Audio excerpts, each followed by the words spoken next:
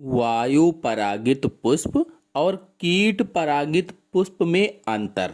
तो पहला अंतर है वायु परागित पुष्प छोटे, अस्पष्ट और रंगहीन होते हैं। देखिए, चूंकि ये वायु के द्वारा परागित होते हैं इसलिए छोटे छोटे होते हैं और अस्पष्ट, इन्हें दूर से दिखते भी नहीं है सही से, और रंगहीन मतलब इसमें रंग नहीं होता है।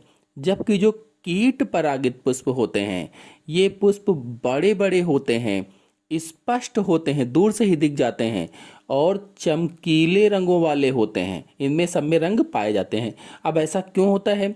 क्योंकि कीटों के द्वारा परागित होना है, तो कीटों को आकर्षित करने के लिए, उनको दिखाने के लिए पहली बात तो बड़े बड़े होंगे, स्पष्ट होंगे और चमकीले रंगों के होंगे, ताकि वो रंग बिरंगे चीज़ों को देखकर उनके पास कीट पहुँचे। फिर दूसरा अंतर है वायु परागित पुष्प गंधहीन होते हैं। यानी कि जो वायु के द्वारा परागित होने वाले फ्लावर हैं, पुष्प हैं, उनमें गंध नहीं होती है, सुगंध नहीं होती है। जबकि जो कीट परागित पुष्प होते हैं ये पुष्प गंध युक्त होते हैं, यानी इनमें गंध पाई जाती है, इनमें सुगंध पाई जाती है। क्यों? क्योंकि जब सुगंध पाई जाएगी तो कीट सुगंध की वजह से पुष्पों तक पहुंच जाएंगे। क्योंकि कीट के द्वारा परागित हो रहे हैं और कीटों को सुगंध मिलेगी तो पुष्पों तक पहुंच जाएंगे। जबकि वायु एक निर्जीव पदार्थ होती है इसलिए उसमें गंध की कोई आवश्यकता ही नहीं थी। फिर अगला पॉइंट है वायु परागित पुष्प मकरंद नहीं बनाते हैं। यानी वायु के द्वारा परागित होने वाले पुष्पों में मकरंद नहीं बनता है, मतलब शहद वगैरह नहीं बनता है, जो खाद्य पदार्थ होता है वो नहीं बनता है। जबकि जो कीट परागित पुष्प होते हैं इन पुष्पों में मकरंद पाया जाता है। क्यों पाया जाता है? ताकि जब भी कोई कीट आएगा, बैठेगा, तो उसको कुछ खाद्य पदार्थ मिल जाएगा, मकरंद मिल जाएगा, शहद मिल जाएगा, तो वो फिर आएगा और अन्य कीट भी आएंगे। फिर अगला पॉइंट है वायु परागित पुष्प के बाह्य दल और दल छोटे या अनुपस्थित होते हैं।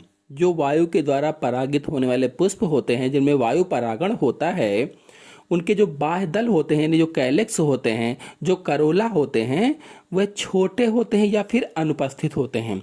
अब छोटे क्यों होते हैं? ताकि उसमें जो जननांग हैं, चाहे वो जायांग हो चाहे वो पुमंग हो, वो बाहर निकला रहेगा तो हवा के संपर्क में रहेगा, जिससे परागण में आसानी होगी। जबकि जो कीट परागित पुष्प होते हैं इनमें बाह्य दल और दल स्पष्ट एवं बड़े होते हैं। इनमें क्या होता है कि बाह्य दल पुंज बड़े बड़े होते हैं और दल भी बड़े बड़े होते हैं, यानी कैलेक्स और करोला बड़े बड़े होते हैं, ताकि उसके जो जननांग हैं वो उसी के अंदर रहें। फिर अगला पॉइंट है वायु परागित पुष्पों में वर्तिकाग्र पंखनुमा या शाखित होता है। जैसे पंख होते हैं वैसा होता है, या फिर शाखाओं में बटा होता है, जिससे उसमें परागकण उलझ सकें, परागकण उसी में लिपट सकें। चूंकि शाखित है तो कहीं ना कहीं चिपक जाएंगे आकर के, और पंखनुमा है तब भी उसी में आकर के उलझ जाएंगे।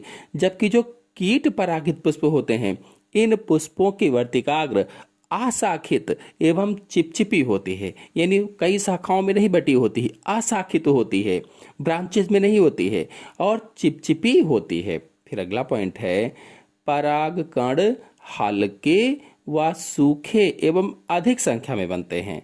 यानी जो वायु परागित पुष्प होते हैं इनमें परागकण हल्के होते हैं, हल्के होंगे तो आसानी से हवा के द्वारा उड़कर एक पुष्प से दूसरे पुष्प पर पहुंच जाएंगे, और सूखे होंगे तभी हल्के भी होंगे, और फिर अधिक संख्या में बनते हैं, क्योंकि बहुत सारे व्यर्थ भी हो जाते हैं इसलिए अधिक संख्या में बनते हैं।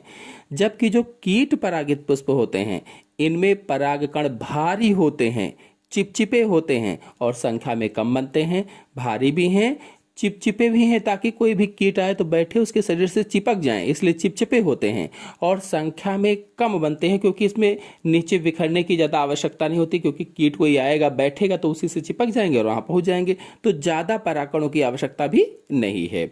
फिर अगला पॉइंट है वायु परागित पुष्पों के परागकोश बाहर निकले होते हैं। जो उसके परागकोश है वो बाहर निकले होते हैं, जैसा कि मैंने अभी आपको बताया भी था कि जो बाह्य दल है, दलपुंज है, छोटे हैं तो बाहर जननांग निकला है, तो परागकोश जो है नर जननांग का अंग है, तो उसी से निकला हुआ होता है।